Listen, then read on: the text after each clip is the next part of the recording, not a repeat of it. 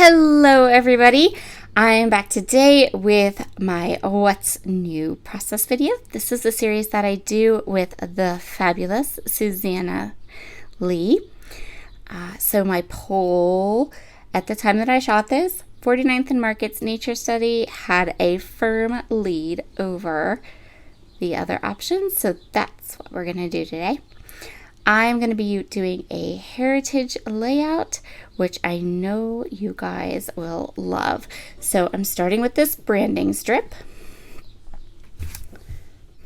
And I want to place it about a third of the way up on my layout. All of my videos this week were shot when I attended a retreat with a bunch of my nearest and dearest local friends. We had a fabulous time. I brought my Frankenboom with me so I could shoot videos, and I shot, I think I shot 4, maybe 5 videos.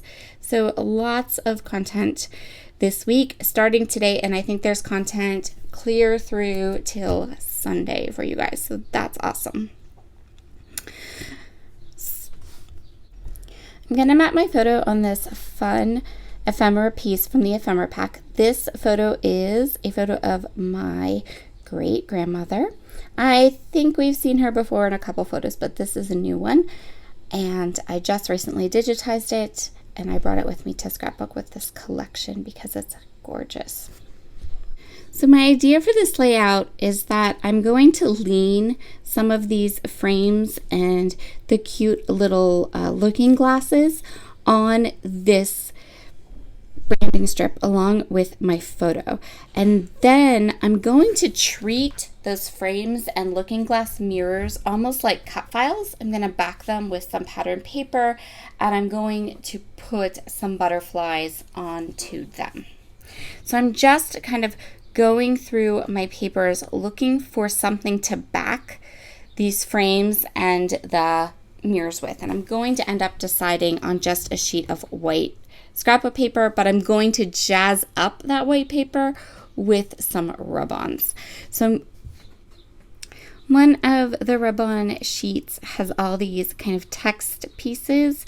I love these like texture rub-ons that 49th and Market does.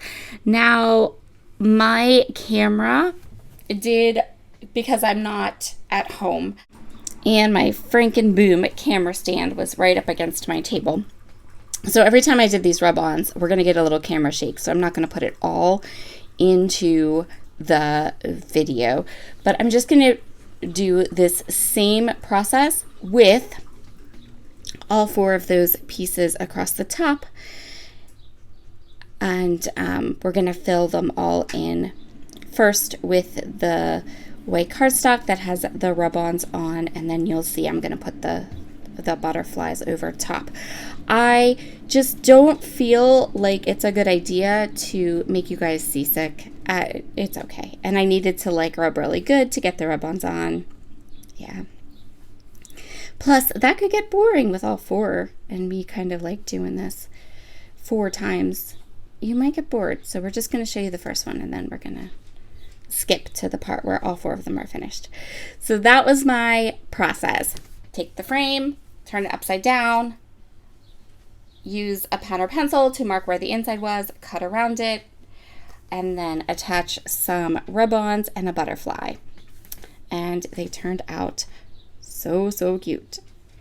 The first time I went through this collection and I saw these kind of open mirror magnifying glasses and open frames in the ephemera pack, because there are a lot of these kind of open frames in the ephemera pack, I was a little intimidated, I gotta say, because I wasn't quite sure how I could use them or what I was gonna do with them. They seemed kind of like awkward, and frames are never my forte as it is, but after creating this layout and doing this with these frames, now I'm like, give me all the frames because I want to do this with them. So you might see this again coming up in another video because it was so cool and so much fun, and I think it just turned out so cute. You could do these. I did mine across, like, I went up about a third of the page and did them, but you could do them across the entire bottom to create like a border piece across the bottom.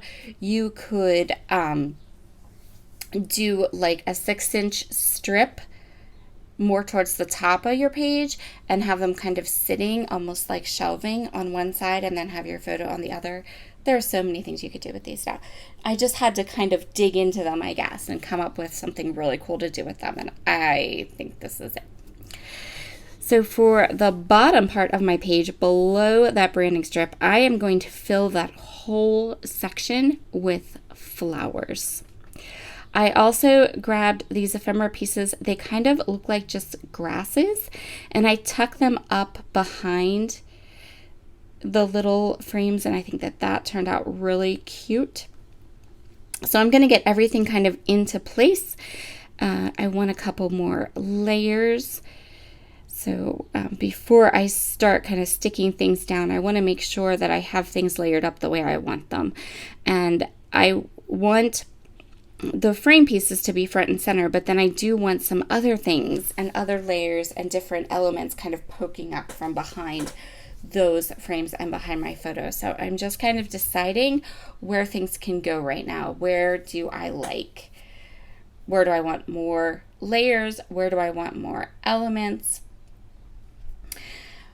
And I'm going to end up adding just a bit of an area down below to do some journaling. I don't have a lot to say about this particular photo.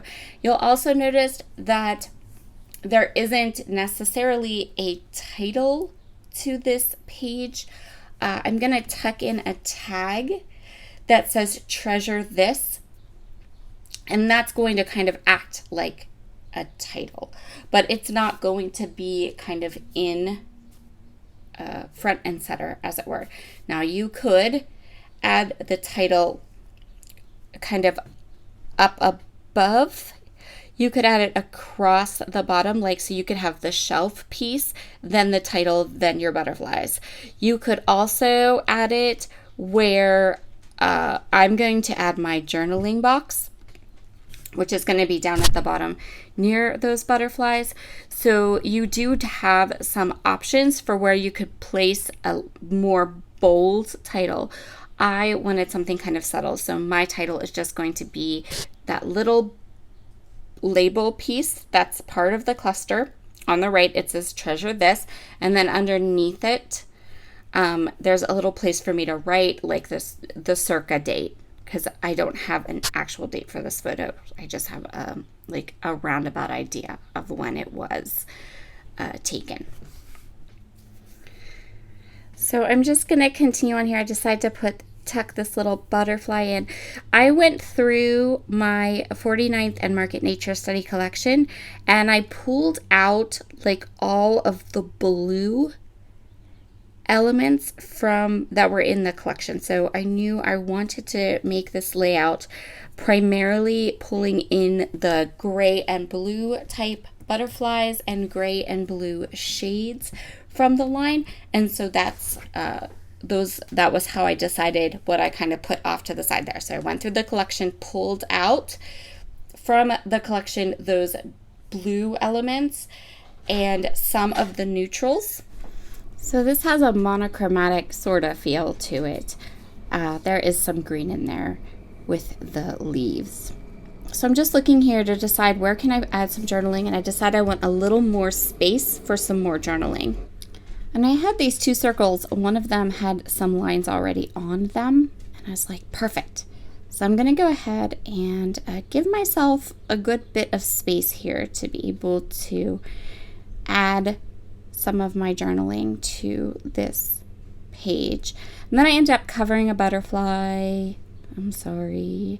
And then I ended up deciding I needed to add the butterfly back in, or sort of add the butterfly back in, so it didn't look really kind of awkward and strange. And then once we have this butterfly down, that's where we're going to call this page all done. Thank you so much for joining me today. Be sure to head over and check out what new things Susanna is playing with. And have a wonderful Tuesday. It's Tuesday. I'll see you all again soon. Bye.